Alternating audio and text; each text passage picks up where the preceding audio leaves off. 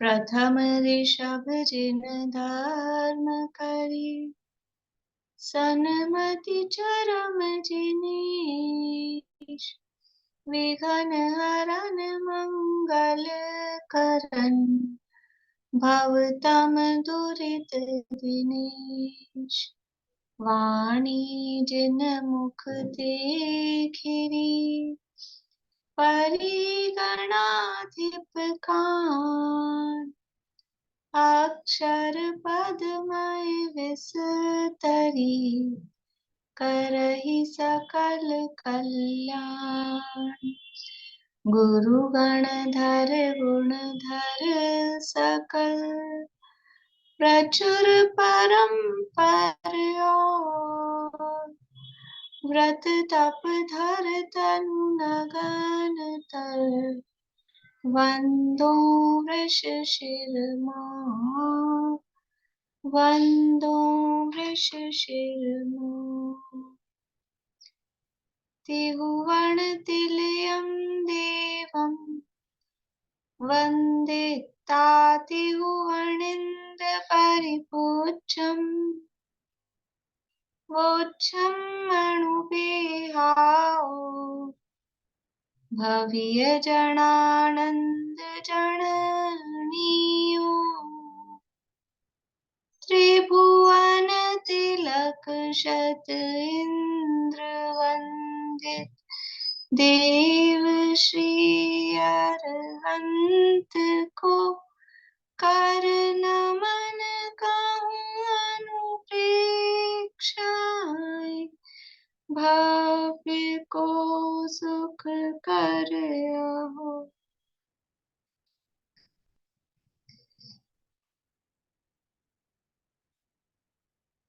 गाथा पाठ करेंगे।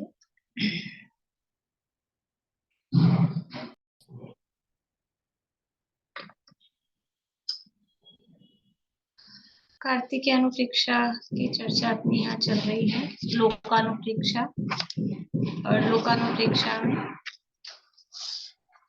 अलौकिक गणित की चर्चा यहाँ पर प्रारंभ में दी गई है। अलौकिक गणित के दो प्रकार के भेद हैं, संख्यामान और उपमामान। संख्यामान के 21 भेद और उपमामान के 8 भेद। तो संख्यामान के 21 भेदों की चर्चा के बाद में उपमामान के भी चर्चा अपनी हो गई है काफी। एक खाली थोड़ा सा रिवीजन के लिए पूछती हूँ, उत्कृष्ट अनंतानंत कैसे निकाला जाएगा? उत्कृष्ट अनंतानंत कैसे निकाला जाएगा?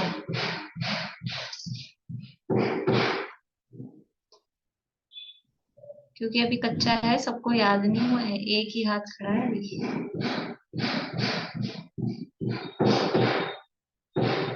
बोलिए दीपिका जी। थोड़ा सा देख के थोड़ा सा वैसे बोलूं तो मैं बोल सकती हूँ। ये जगन्य अनंतानंत जो है उसका शलाका त्रय स्थापन करेंगे, फिर उसमें 6 राशि जोड़ेंगे, फिर उसका शलाका त्रय स्थापन करेंगे, फिर 2 राशि जोड़ेंगे, फिर शलाका त्रय स्थापन करेंगे, फिर जो राशि आएगी उसमें जो केवल ज्ञान के अविभाज्य प्रतिच्छेदों की संख्या है उससे घटाएंगे, और जो राशि आएगी उसको उस महा राशि से जोड़ेंगे, तो जो राशि आएगी वो उत्कृष्ट अनंतानंत होगा। इतना समझे। और वो 6 राशि है, सिद्धों की राशि, निगोद की राशि और साधारण वनस्पति और प्रत्येक वनस्पति, उद्गलों की संख्या और 3 काल के समयों की संख्या। 3 काल के समय की संख्या। ऐसा नहीं, साधारण वनस्पति तो ठीक है, दूसरे में है अकेला वनस्पति का एक पूरा वनस्पति है, तो साधारण प्रत्येक दोनों मिला के। अकेला प्रत्येक नहीं, अकेला प्रत्येक तो बहुत कम है, संख्या नहीं है।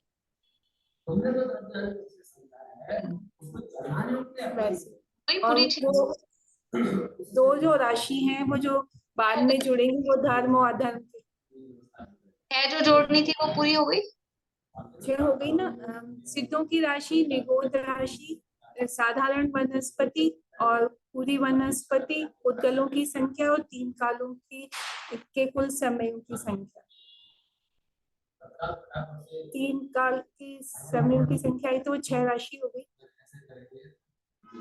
आकाश के प्रदेशों की संख्या हो जाएगी। आकाश के प्रदेशों की संख्या भी आएगी ना। चलो ठीक है, बोलो जी। उत्कृष्ट अनंतानंत निकालने के लिए सबसे पहले जघन्य अनंत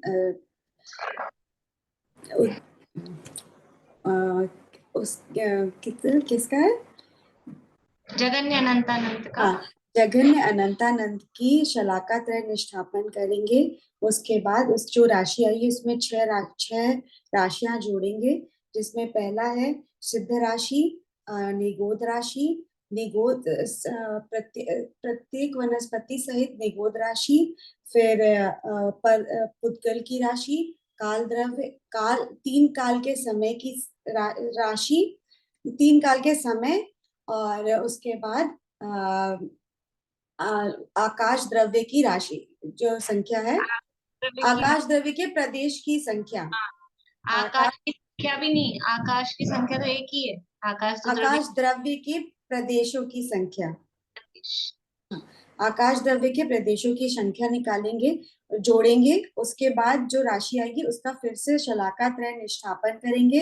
फिर उसमें 2 राशियां जोड़ेंगे, धर्म द्रव्य और अधर्म द्रव्य की अगुरु लघुत्व गुण के अविभागी प्रतिच्छेदों की संख्या, दोनों को जोड़ने पर जो राशि आएगी उस राशि को केवल ज्ञान के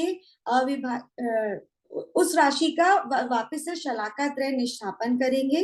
फिर जो राशि आएगी उस राशि को केवल ज्ञान के अविभागी प्रतिच्छेदों की संख्या से माइनस करेंगे। तो जो राशि आएगी माइनस करने पर उसको शलाका त्रय निष्ठापन करने पर जो राशि आई उस राशि से जोड़ने पर जो राशि आएगी उसे उत्कृष्ट अनंतानंत कहते हैं। ठीक है, ख्याल में आया? थोड़ा ये 2 चीजों में ही है अपने को प्लस करने वाला, एक तो अनंत में और एक इसमें। तो एक अपन थोड़ा रिवाइज करते रहेंगे, बाकी तो मेरे ख्याल से जगन्य परिता संख्या तो वो कुंड वाला तो सबको पक्का हो गया है, वो तो अपन ने अच्छे से काफी कर लिया था। बाकी लोगों को भी याद करनी है, बाकी लोगों को भी। ऐसा नहीं कि भाई आप पूछते तो है नहीं हमसे, या मैं इसलिए नहीं पूछती हूँ कि भी याद चेहरे से ही दिखता है कि याद नहीं है, तो फिर मैं पूछ के फिर आप लोगों को ऐसा लगे। इसलिए आप खुद ही, हमको याद हो गया है तो खुद ही बता दें, सबको करना है याद, ठीक है ना। फिर उपमा मान के 8 भेदों में से बोलो कृति। हाँ भाभी, ये जो उपमा मान में जो शुरू में आपने बताया था व्यवहार पल्ले 47 अंक प्रमाण का, तो मतलब जैसे इसमें भी संख्याती आ रहा है, तो उपमा और उसमें संख्या में क्या डिफरेंस हुआ? जैसे उसमें भी सरसों का वो उपमा सी दी थी अपन ने, और इसमें भी बालों की उपमा दी है। बस वो एक ये व्यवहार पल्ले है ना, वो उद्धार पल्ले और अद्धा पल्ले को काउंट करने के लिए, तो यहाँ से स्टार्ट किया है। वो पल्ले की उपमा दी है, गड्ढा बना के किया है इसलिए। पर आगे तो फिर वो असंख्यात पे पहुंच रहे हैं। यद्यपि वहां पे भी असंख्यात है, वहां वो संख्याएं बताई है तो इसमें भी संख्याएं ही, संख्यात है असंख्यात है, उसमें भी वही है, लेकिन इसमें उपमाओं से बताया गया है, वहां पे संख्याओं से बताया गया। वहां वो शब्द दिए हैं कि जगन्य संख्यात है, कि मध्यम संख्यात है, कि अनंत है, परीत है, युक्त है, जैसे जैसे भी। वहां वो शब्द नहीं है, उपमा मान में ये शब्द नहीं है, वहां केवल उपमा से बात करें।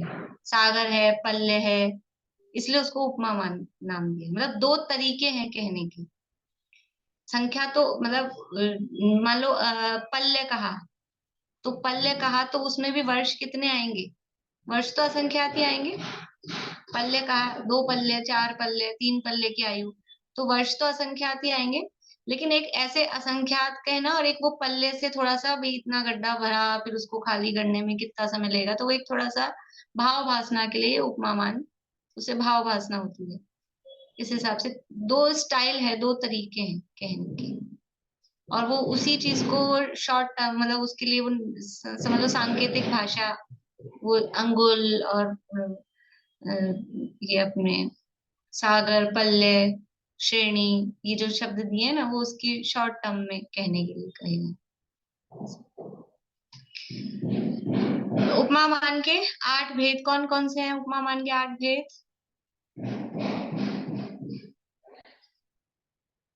बोलिए बिना देखे। हाँ, पल्य, सागर, सचंगुल, घनांगुल, प्रतरांगुल, जगत श्रेणी, जगत घन और जगत प्रतर।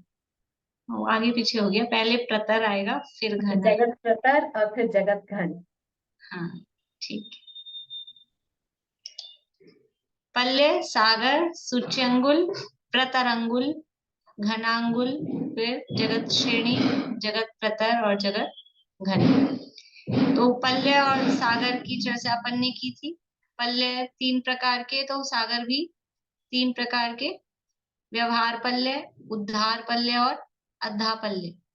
व्यवहार पल्य है जो सबसे पहला 1 योजन प्रमाण योजन का व्यास वाला और उतनी गहराई वाला गड्ढा करके और उसमें उत्तम भोगभूमि के मेढ़े के बालाग्र से उसको ठसाठस भरा और फिर 100 साल में एक बार बाहर निकाला गया। तो जब वो गड्ढा खाली हुआ उसको नाम दिया एक व्यवहार पल्य। तो उसमें वो जब जितने वर्षों में खाली हुआ तो वो संख्यात वर्ष हुए, उससे असंख्यात गुना बढ़ा। क्योंकि उस गड्ढे में जितने बालाग्र आए थे, एक एक बालाग्र के असंख्यात करोड़ टुकड़े और किए और फिर हर समय वो जितने ज्यादा हो गए उनको हर समय एक एक बालाग्र को निकाला। तो उस गड्ढे को खाली होने में जितना समय लगा उसको बोला उद्धार पल्य। यानी उद्धार पल्य है वो व्यवहार पल्य से असंख्यात गुना बड़ा है। तो इसमें संख्यात वर्ष थे व्यवहार पल्य में, पर उद्धार पल्य में असंख्यात वर्ष है। और अद्धा पल्य वो उद्धार पल्य से भी असंख्यात गुना बड़ा है। अब थोड़ा सा हमको फीलिंग आ रही है असंख्यात, एक तो हम यूं ही अभी भी ऐसे ही बोल रहे हैं असंख्यात गुना बड़ा। अब असंख्यात की थोड़ी कल्पना आ रही है, असंख्यात कितना? जगन्य परित जो सबसे छोटा असंख्यात है, सबसे छोटे असंख्यात का नाम क्या है? थोड़ी ये अपने को एक्सरसाइज, मतलब आप लोग थोड़ा एक्टिव होए। तो ऐसे सबसे छोटा असंख्यात कौन सा है बताइए, नाम सबसे छोटे असंख्यात का नाम बोलिए निकाल के। जगन्य परित असंख्यात। जगन्य परित असंख्यात। तो अब जगन्य परित असंख्यात कैसे निकला था? तो ख्याल में आ रहा है कितना वो अंतिम अनवस्था कुंड में जो सरसों आई वो तो असंख्यात गुना बड़ा है। तो थोड़ा भाव भाषण में आता है, कल्पना में आती है कितना अधिक है वो, ऐसा। तो खाली अभी तो हम शब्द में बोलते हैं संख्यात गुना संख्यात गुना संख्यात गुना, तो हमको तो 2 गुने से भी कमी मतलब उतना भी भाव भाषण नहीं होता। 2 गुना बोलने से तो कुछ होता है, संख्यात असंख्यात अनंत बोल देते हैं ऐसे ही और लगता ही नहीं कुछ है। तो वो थोड़ा सा ख्याल में रहे। सबसे छोटा अनंत कौन सा है? सबसे छोटे अनंत का नाम क्या है? जगन्य परीत अनंत। जगन्य परीत अनंत, ठीक है। अभव्य राशि कौन सी अनंत है? अभव्य राशि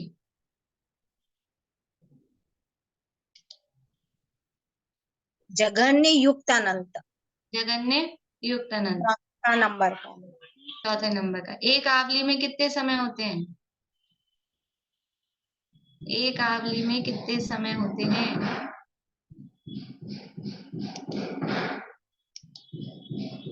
जगन्य युक्त असंख्यात।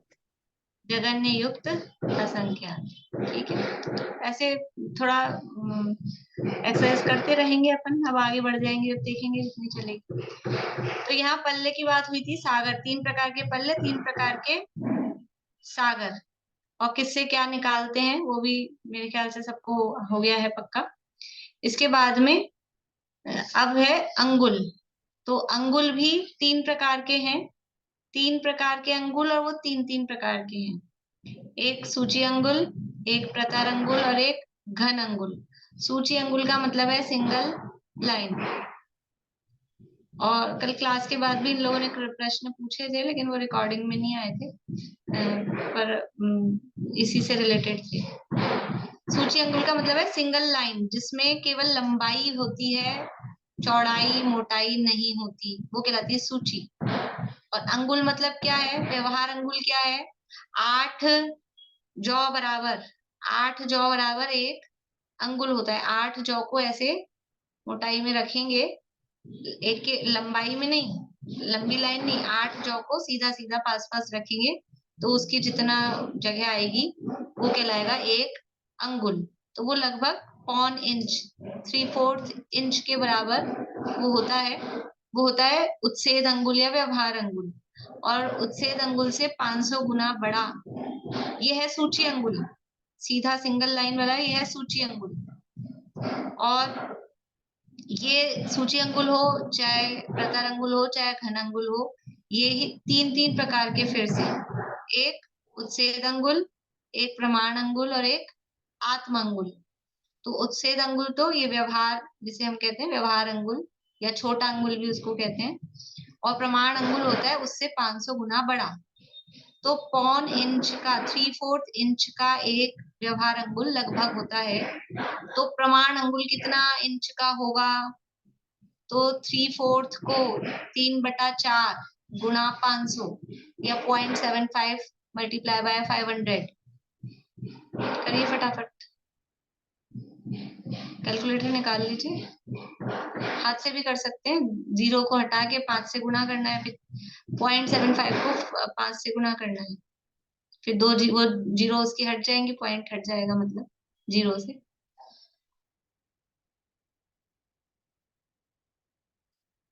किसका निकल गया?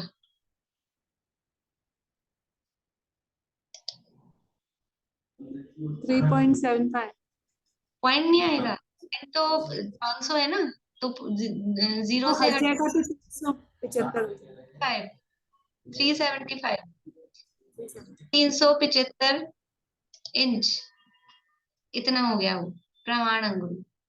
समझ में आया? लगभग लगभग एक अप्रोक्सीमेट समझ लेना उसको। तो ये हुआ एक सूची अंगुल। सूची अंगुल का मतलब समझ में आ रहा है? सूची अंगुल का मतलब है सिंगल लाइन। आप अपनी भाषा में लिख सकते हो अपने नोट्स में। सूची का मतलब है सिंगल लाइन जिसमें केवल लंबाई होती है। फिर प्रतर अंगुल का मतलब है जिसमें लंबाई और चौड़ाई दो चीजें हैं। जैसे एक कागज होता है अपना पेपर, उसमें लंबाई है और चौड़ाई है, मोटाई नहीं होती है पेपर में। यद्यपि अब वो पेपर वाले जो पेपर का काम करते हैं वो उसकी थिकनेस भी देखते हैं, वो बात अलग है, लेकिन हमको मोटाई नहीं दिखेगी। पूरी बुक हो जाएगी, पूरी बुक में तो हम मोटाई देखेंगे, पूरी बुक में मोटाई ये इतनी मोटी है। लेकिन सिंगल पेपर होता है, ये सिंगल है तो सिंगल पेपर है, इसमें मोटाई नहीं, इसमें लंबाई है और चौड़ाई है। तो लंबाई और चौड़ाई जिसमें होती है वो कहलाता है प्रतर, या आधुनिक भाषा में उसको वर्ग भी कहते हैं, स्क्वायर, वर्ग। ठीक है, तो ये दूसरा है प्रतर अंगुल जिसमें दो चीजें होती है, लंबाई और चौड़ाई। और तीसरा है घनांगुल जिसमें 3 चीजें हैं, लंबाई चौड़ाई और मोटाई। जैसे कि हमें ये समझ लीजिए, एक तो हमको ऐसे जगह देखनी हो, कोई टेबल पे हमारी बुक रखी जाएगी कि नहीं रखी जाएगी, तो हम टेबल से नापेंगे कि इसमें इतनी लंबी चौड़ी है, तो अपन खोल के देखेंगे हमारी बुक पे, टेबल पे ये बुक आ जाएगी, छोटी नहीं पड़ेगी। और हमको मान लीजिए कार्टून में पैक करके भेजनी है कहीं बुक्स को, तो फिर हमको क्या देखना पड़ेगा, हमारे पास कितना बड़ा कार्टून है, तो उस एक कार्टून में हम केवल लंबाई चौड़ाई देखें और उसके आधार पे उस कार्टून में कितना बड़ा है और लंबाई चौड़ाई के हिसाब से देखें, तो हम तो सोचेंगे 50 आ जाएंगी, लेकिन पता लगा कि 10 भी नहीं आ रही। क्यों?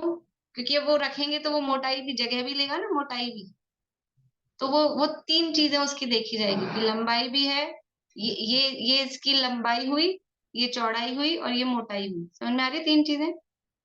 ये लंबाई, ये चौड़ाई और ये मोटाई। तो जिसमें ये 3 चीजें होती है वो कहलाता है घनांगुल।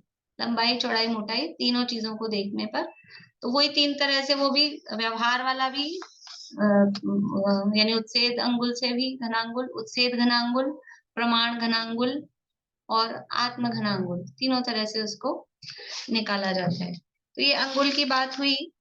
अब देखिए यहाँ अपने श्रेणी की चर्चा अपने को आगे करनी है।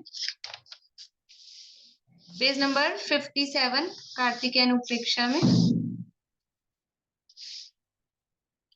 कल एक लाइन अपन ने छोड़ी थी, तीसरी लाइन देखिए सेकंड पैराग्राफ की 57 पेज पे। एक प्रमाण अंगुल प्रमाण लंबे, एक प्रदेश प्रमाण चौड़े ऊंचे क्षेत्र को सूच्यंगुल कहते हैं। ये बात भी कल बता दी थी। इसमें एक प्रदेश लंबा मतलब लंबाई चौड़ाई ऊंचाई तीनों कही है, लेकिन वो एक प्रदेश ही है, तो एक को कोई मतलब वैल्यू नहीं है ना, एक की गुणा भी करेंगे हम एक से तो कोई रिजल्ट आने वाला नहीं है, इसलिए वो एक प्रदेश में कोई मोटाई या चौड़ाई उसमें होती नहीं है, वो कहने के लिए है। मैम खाली सूच्य अंगुल को ही व्यवहार अंगुल और उच्छेद अंगुल बोलेंगे ना? सूच्य अंगुल को ही सूच्य अंगुल को ही व्यवहार उच्छेद अंगुल बोलेंगे ना? सूच्य अंगुल व्यवहार रूप भी होगा।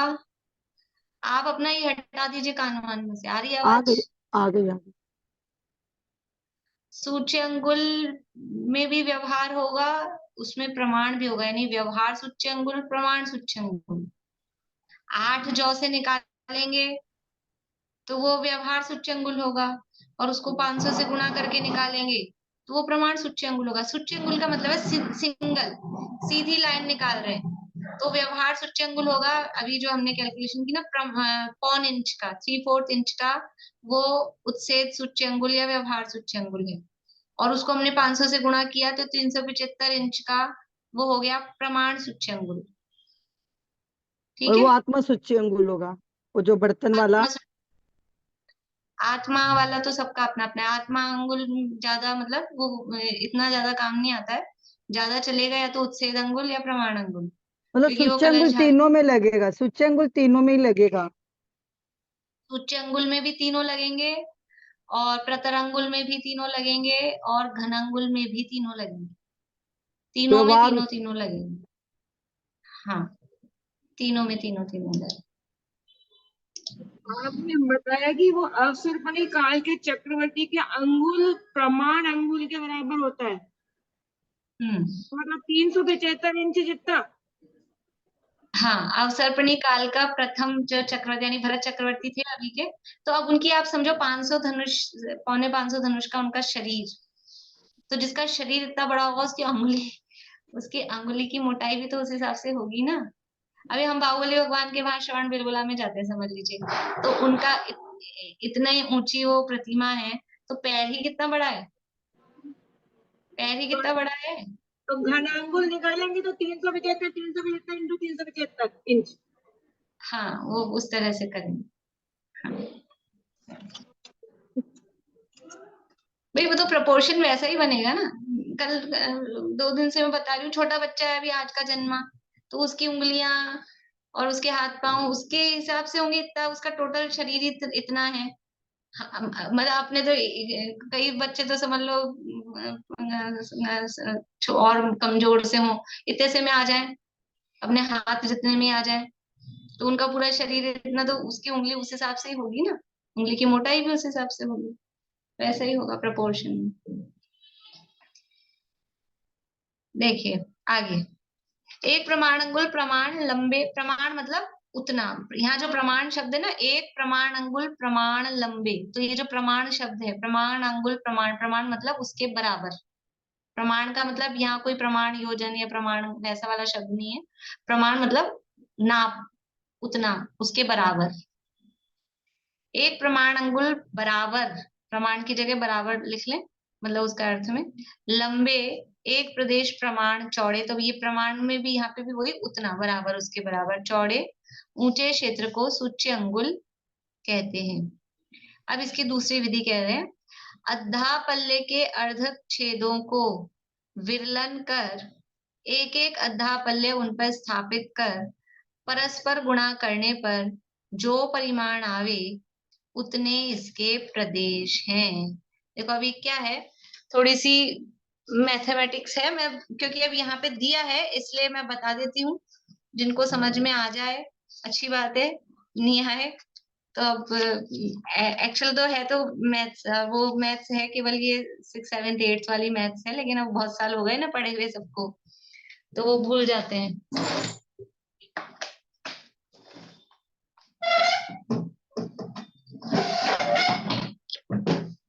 देखिए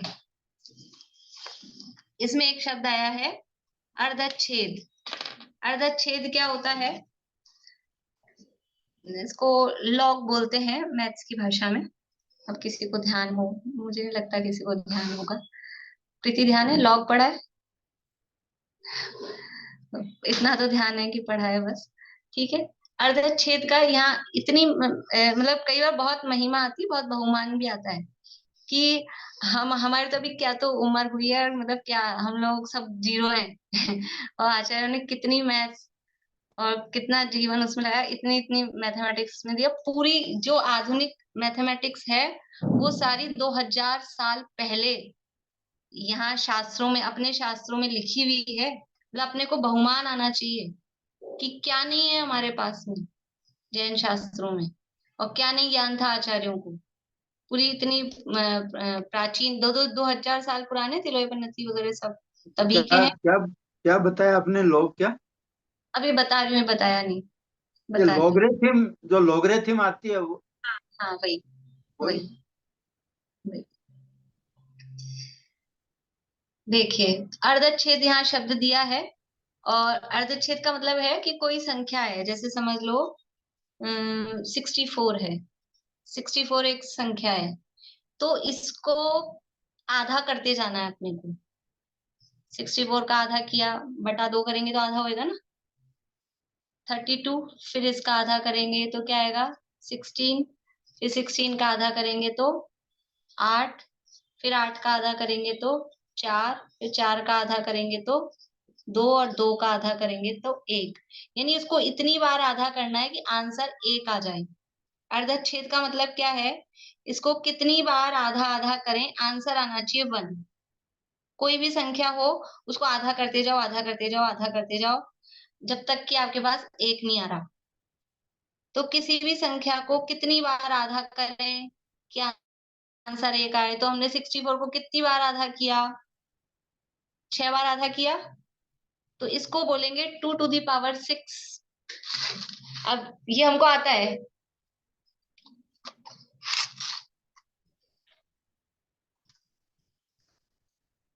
मतलब ये 64 के अर्धच्छेद कितने हो गए? 6। ये 6 है इसके अर्धच्छेद, लॉग बोलते हैं आजकल की भाषा में। 64 के अर्धच्छेद कितने हो गए? 6। और इसको दूसरी तरह से हम कैसे लिखेंगे पावर वाली इसमें लैंग्वेज में? 2 टू द पावर 6, 2 की घात 6। अब 2 की घात 6 का मतलब क्या है? 2 को 6 बार लिख के आपस में गुणा करो, तो अब क्या आंसर आएगा? 2 दूनी 4, 4 दूनी 8, 8 दूनी 16, 16 दूनी 32, 32 दूनी 64। आ गया सेम आंसर, ठीक है ना। तो ये जो पावर होती है ना, ये पावर होती है उसका अर्धच्छेद एक्चुअल में। किसका अर्धच्छेद? जो आंसर आ रहा है ना, ये जो रिजल्ट आ रहा है, इस रिजल्ट का अर्धच्छेद है ये, इसकी पावर।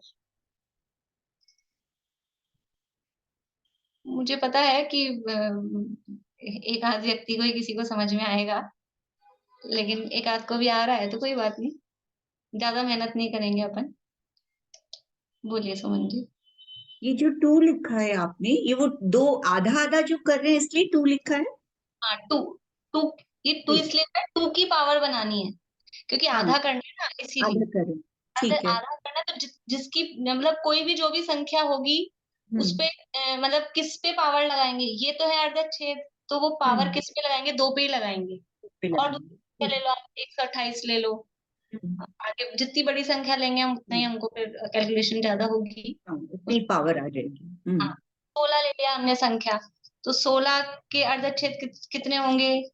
8, फिर 4, फिर ये 2, तो ये कितने हो गए इसके? 4। 4 अर्धच्छेद हो गए, तो इसको क्या लिखेंगे? 16 को हम क्या लिख सकते हैं? 2 to the power 4। 2 to the power 4। तो ये 2 पे लगाएंगे, पावर 2 पे लगाएंगे, ठीक है ना। तो इसमें हमेशा 2 ही आएगा। आधा आधा कर रहे हैं तो ये तो 2 ही आएगा, वो कितनी बार कर रहे हैं वो अलग आएगा।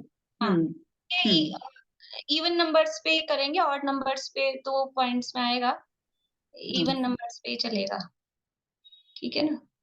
मैम ये 6 तो हमको बाद में मालूम पड़ा ना कि 2 टू द पावर मतलब ये 6 हुआ, जब हमको डिवाइड किया तो जब 6 बार हमने मतलब वो किया डिवाइड, तब वो 6 का हमको पता चला।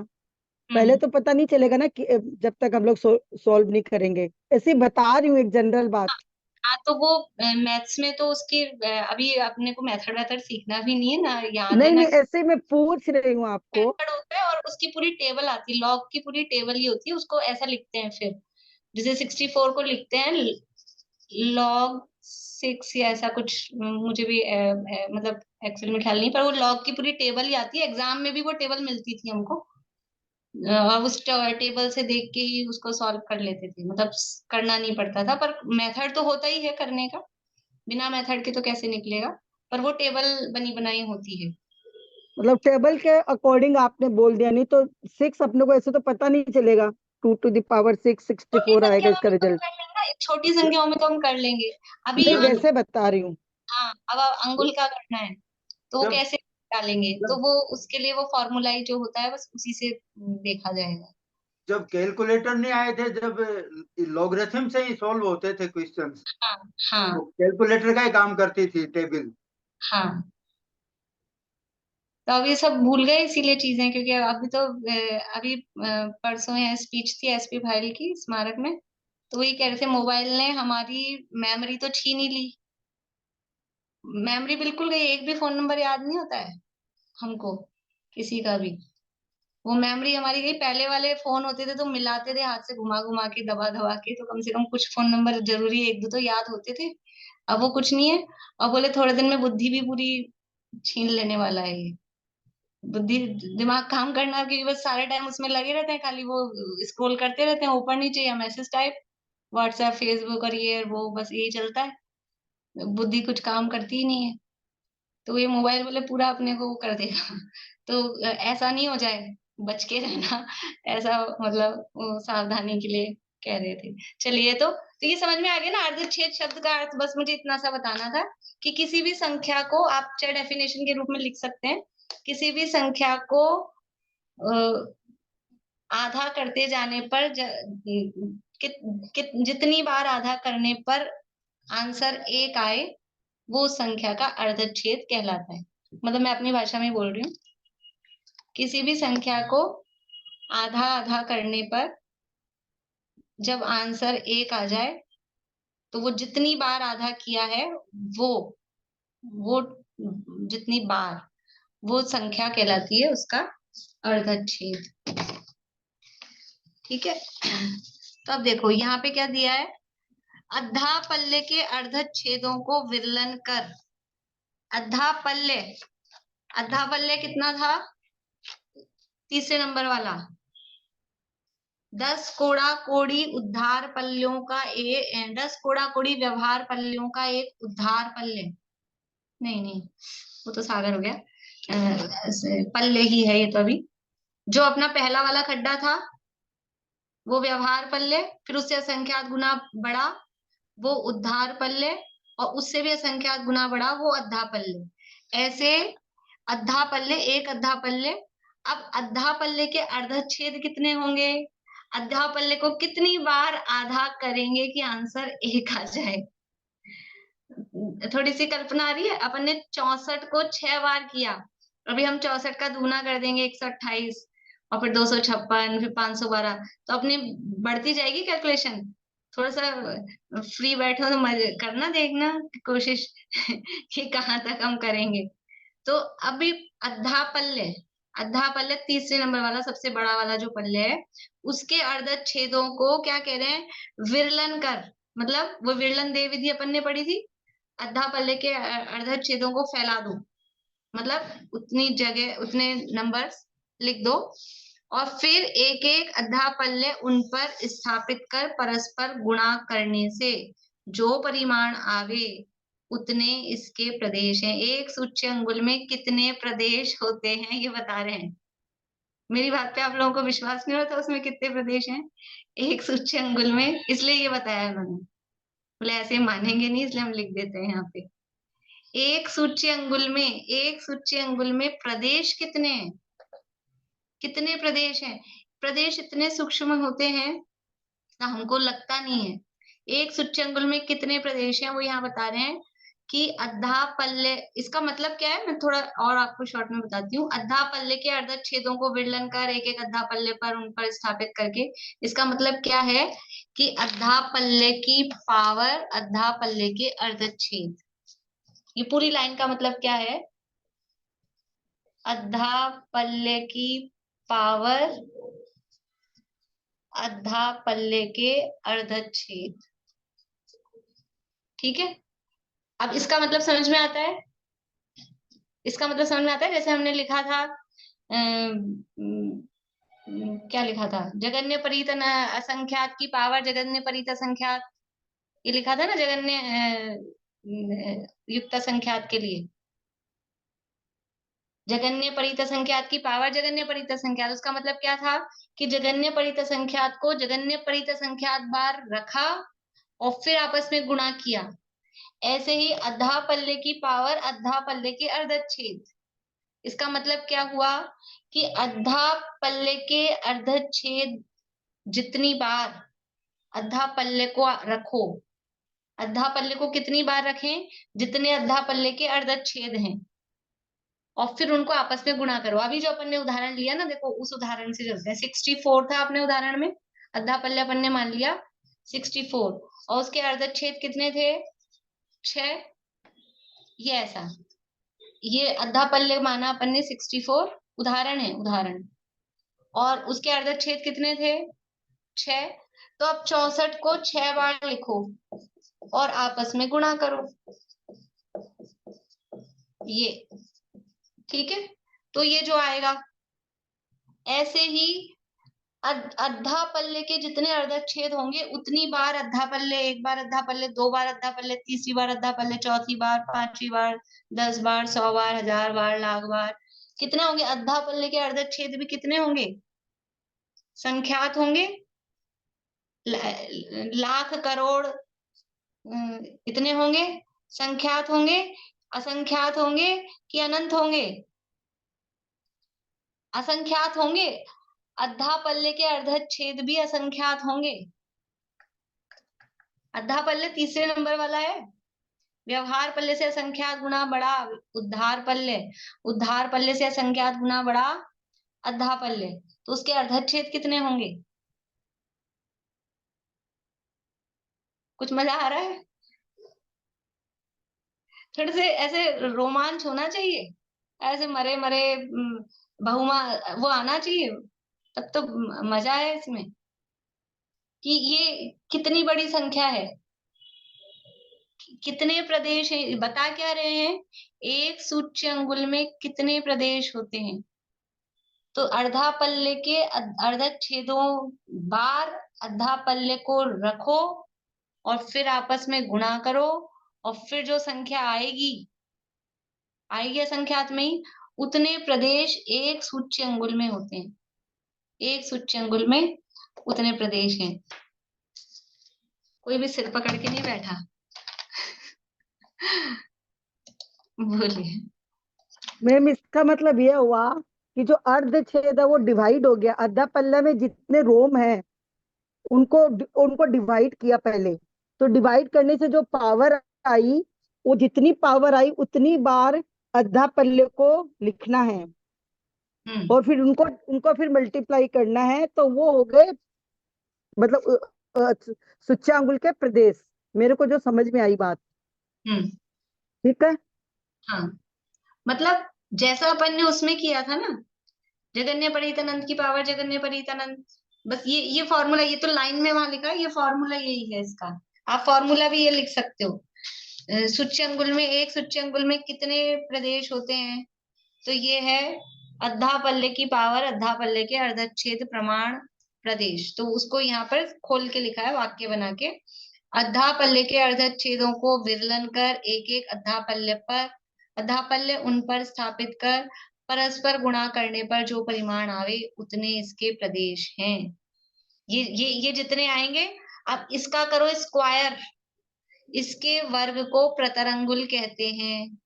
ये जो आ रहा है इसका स्क्वायर, यानी फिर से अद्धा पल्ले के अर्धक छेद, अद्धा पल्ले की पावर अद्धा पल्ले के अर्धक छेद गुणा अद्धा पल्ले की पावर आधा पल्ले के अर्धच्छेद, तो वो सॉल्व होके वो अर्धच्छेद वो सॉल्व हो जाता है, मतलब वो फार्मूला फिर छोटा बन जाएगा, लेकिन इसी के वर्ग को फिर प्रतरांगुल कहते हैं। बोलिए वर्षा जी।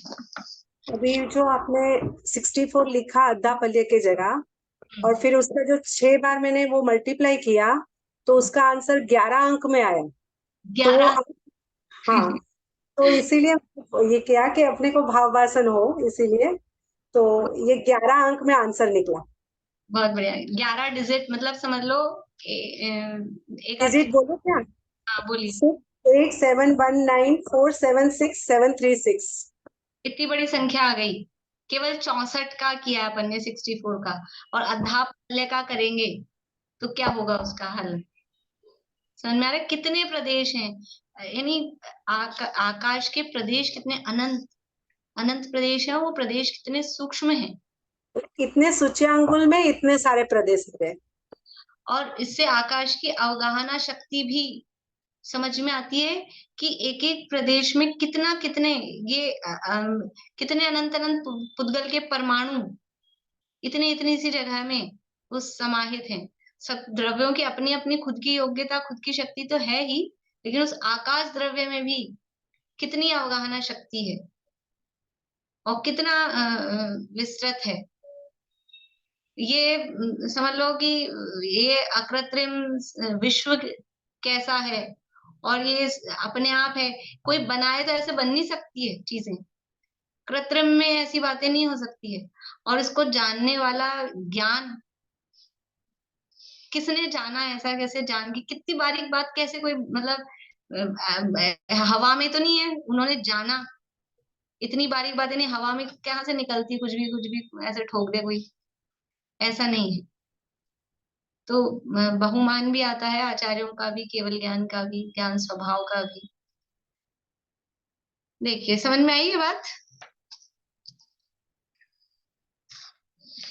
तो ये हो गया आधा पल्ले की पावर आधा पल्ले के अर्धच्छेद। अब इनको परस्पर में, इसके वर्ग को प्रतरांगुल कहते हैं और सूच्यंगुल के घन को घनांगुल कहते हैं। मतलब इसका स्क्वायर करेंगे तो वो कहलाएगा प्रतरांगुल, और इसी का क्यूब करेंगे तो वो कहलाएगा घनांगुल।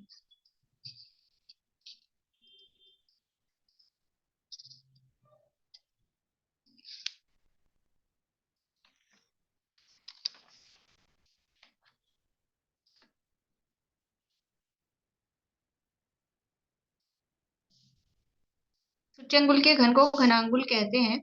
एक अंगुल चौड़ा, इतना ही लंबा और ऊंचा, इसको घन अंगुल कहते हैं। एक अंगुल वही लंबा चौड़ा और ऊंचा, तीन चीजें वो अपन ने शुरू में समझ ली। लंबाई चौड़ाई ऊंचाई जो है उसी को घन अंगुल कहते हैं, जिसमें केवल लंबाई और चौड़ाई है। यानी ये तो केवल एक सूची अंगुल में इतने प्रदेश थे। अभी इतने प्रदेश ये जो आए हैं ना एक सूची अंगुल में इतने प्रदेश, अभी तो ये ऐसे थे, अभी जितने ऐसे थे उतने ही ऐसे और करो, मतलब ये तो ये होगा एक प्रतरांगुल। और अभी तो ये लंबाई और चौड़ाई में सिंगल कागज जैसे थे, अभी इतने ही मोटाई। आप समझो जैसे अभी अपन ने बुक ली ना, ये ग्रंथ है अपना, तो घनांगुल क्या होगा? ये तो अभी थोड़ा रेक्टेंगुलर है, मतलब लंबाई चौड़ाई बराबर नहीं है, लेकिन जितनी ये इसकी लंबाई है उतनी ही इसकी चौड़ाई होती, और जितनी ये लंबी है उतनी ये मोटी होती, तब होता है ये एक घन। मतलब अभी भी घन ही है, लेकिन वो जो यहाँ पर बता रहे हैं उतना ही लंबा चौड़ा मोटा वैसा। तो ये एक इतने आकाश के प्रदेश एक सूची अंगुल में, ये लंबाई में, फिर उतने ही चौड़ाई में चौकोर हुआ, और उतना ही फिर वो गहराई में, तो वो एक घनांगुल होता है। बोले आशांति। तो क्या ये मैं समझ तो नहीं पा रही, हंसने मत। ये जो अंगुल में ये जो प्रदेश आए ना घना अंगुल में, इतने इतने प्रदेश आत्मा के हैं इतनी जगह में? नहीं, आत्मा के नहीं, आत्मा के प्रदेश तो अलग। अभी तो यहाँ एक अंगुल ऐसे इतने ही होते हैं कि आत्मा के प्रदेश भी, जैसे इतने में ये इतने आ रहे, इतने प्रदेश इतनी सी जगह में आत्मा के भी इतने प्रदेश हो सकते हैं। हाँ हाँ हाँ, आत्मा के भी उतने प्रदेश उतनी जगह में। इतने जितने प्रदेश आए इतनी सी जगह में आत्मा के भी इतने प्रदेश है ना। हाँ, क्योंकि आप जहाँ भी सुई छुपाओगे वहां दर्द होगा, तो आत्मा के प्रदेश इतने ही है ना। भी हर जगह असंख्यात आत्मा में असंख्यात प्रदेश, ये पूरे पूरे शरीर में असंख्यात प्रदेश है, और हर जगह जगह पर भी देखो, क्योंकि आत्मा के असंख्यात प्रदेश भी लोक प्रमाण है ना, तो वे संकुचित होकर रह रहे हैं, तो संकुचित होकर रह रहे हैं, तो एक एक जगह पर ऐसे तो ना एक एक ही प्रदेश है, वो भी सब संकुचित होकर असंख्यात असंख्यात प्रदेश वहां पर है। बोलिए वर्षा। जैसे भाई एक चौक का डिब्बा हो गया टाइप, लंबाई चौड़ाई ऊंचाई बराबर होगी चारों तरफ से, डाइस जैसे हो गया। हाँ, डाइस डाइस होता है ना, पासा बच्चों का खेलने का, वो चौकोर होता है, वो घनाकार होता है, वैसा डाइस।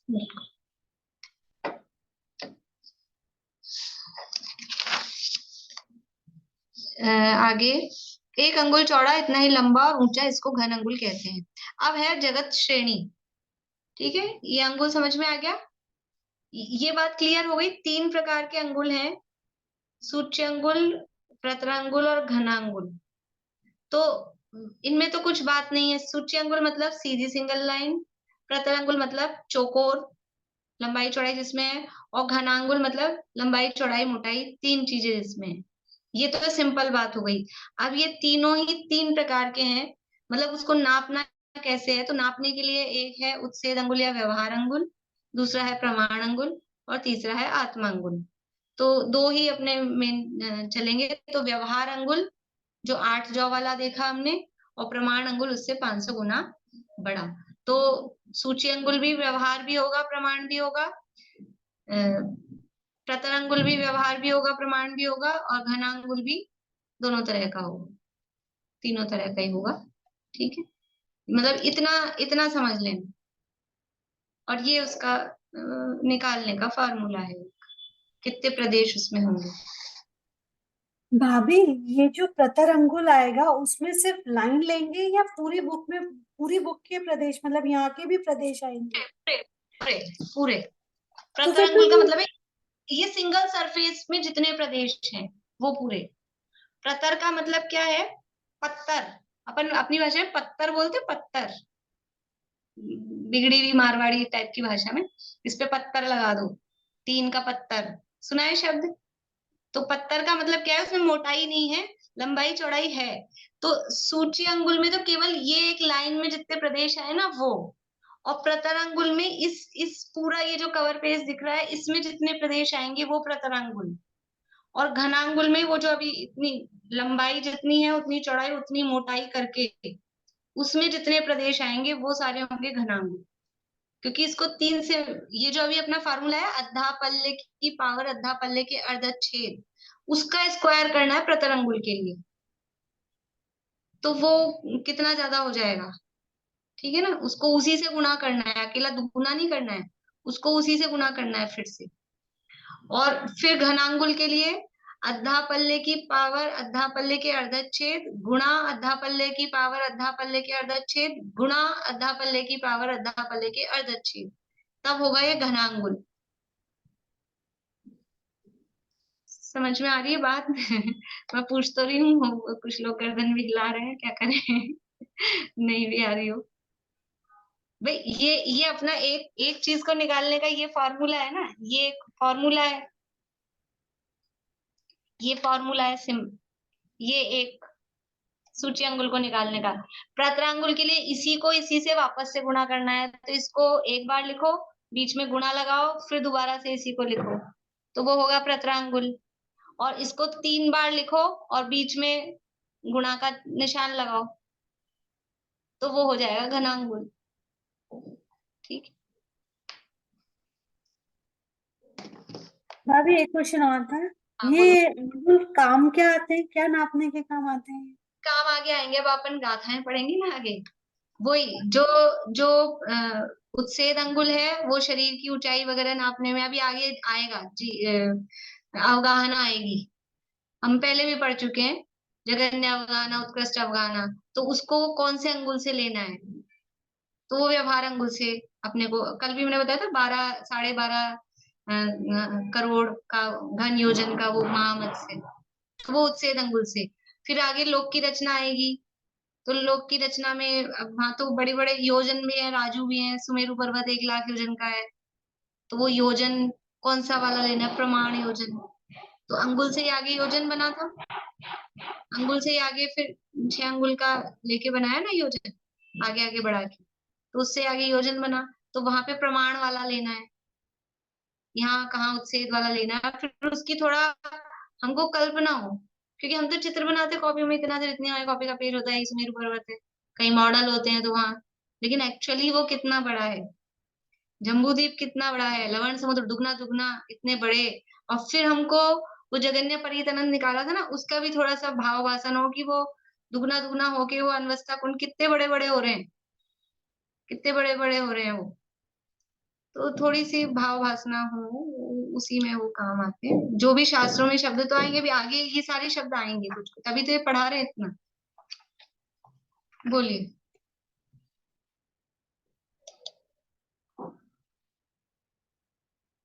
कौन है आईफोन पे? बोलिए। चलिए, नहीं बोल रहे तो अब श्रेणी चालू करें क्या? 3:30 का। और किसी का कोई प्रश्न है? फिर क्लास के बाद में फिर रहने दे इतना ही, आज इतना ही रहने दे, कल कर लेंगे, नहीं फिर मिक्स भी हो जाएगा, कल कर लेंगे, ठीक है। पर ऐसा कौन है जिसको कुछ भी समझ नहीं आया? कुछ कुछ थोड़ा बहुत तो घुसा है, आया कुछ, अभी नहीं समझ आया हो थोड़ा सा, तो थोड़ी सी फिर से ये बुक में तो आपको लिखा हुआ मिलेगा नहीं, जो लिखा है वही लिखा है, रिकॉर्डिंग आप वापस सुनना एक आध बार, कुछ कमी रही हो तो। मैम अगर ये घन अंगुल को सूच्यांगुल टू द पावर 3 लिख दे तो चलेगा? हाँ, सूच्यांगुल की पावर 3 वही होता है है घनांगुल। ना? सूच्यांगुल की पावर 2 वो प्रतरांगुल, सूच्यांगुल की पावर 3 वो घनांगुल। ये तो मैंने उसको फॉर्मूला जो है ना, हाँ हाँ फॉर्मूला से कितना हाँ, बड़ा उसका फॉर्मूला फिर से ठीक है। बोलिए दीपिका जी। ये तो जो हमने फॉर्मूला निकाला है वो तो प्रदेशों को जानने के लिए निकाला है, और नापने के लिए तो हमें सूची अंगुल की जो नाप है वही चाहिए होती है। हाँ ये तो बिल्कुल। हमको इसमें प्रदेशों की हाँ मेरा बात हाँ निकाल। हाँ, ये जो हमने फॉर्मूला लिया है, ये फॉर्मूला क्या बता रहा है कि एक सूची अंगुल में कितने प्रदेश हैं आकाश के, है ना, आकाश के कितने प्रदेश हैं वो बता रहा है ये फॉर्मूला। तो बाकी वो सूची अंगुल हमने जो 1 इंच का व्यवहार वाला लिया और 375 इंच का प्रमाण वाला लिया, वो उतना है।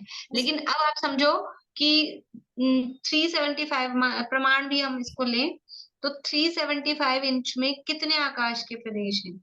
375 बोल सकते हैं, 375 इंच में कितने इंच हैं कि 375 इंच है, तो एक एक इंच में कितने आकाश के प्रदेश होंगे? अभी इंच से भी छोटा उसमें तो अपन थोड़ा कर लेते हैं, लेकिन एक्चुअल में फिर वो जैसे समय में लगाते हैं कि 1 घंटे में 60 मिनट, फिर 1 मिनट में 60 सेकंड, फिर 1 सेकंड में 60 नैनो सेकंड, फिर पिको सेकंड, वो थोड़ा बहुत और नीचे 1 आध 2 पॉइंट और जाएंगे, लेकिन वो समय कितना सूक्ष्म है कि एक वहाँ एक आवली में जगन्य युक्त असंख्यात समय है। ऐसे ही ये प्रदेश समय से भी सूक्ष्म आकाश के प्रदेश हमने जो जोड़े हैं ना अभी इसमें, उससे भी समझ में आएगा। जो उत्कृष्ट अनंतानंत के लिए हमने जोड़ी संख्याएं, तो जीवों की जोड़ने के बाद में फिर जोड़ा 3 काल के समय जोड़े, और उसके बाद में जोड़े आकाश के प्रदेश। तो वो जो ज्यादा ज्यादा है वो बाद में जोड़ रहे हैं।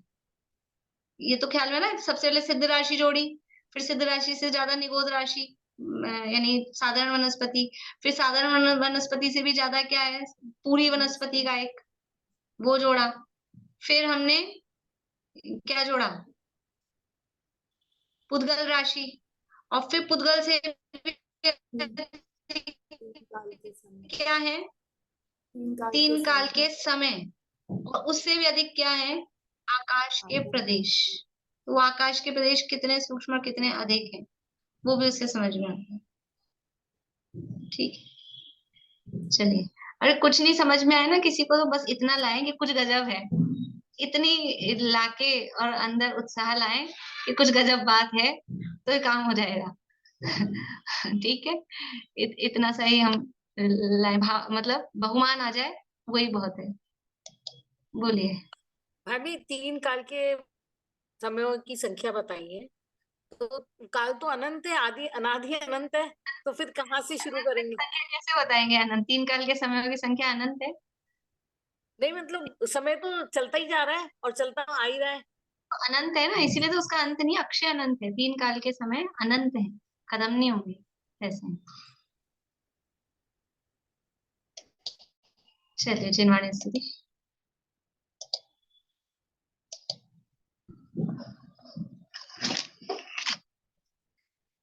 किसी से कुछ नहीं लेना, किसी को कुछ नहीं देना, अहो निश्चिंत परमानंदमय जीवन हमारा है।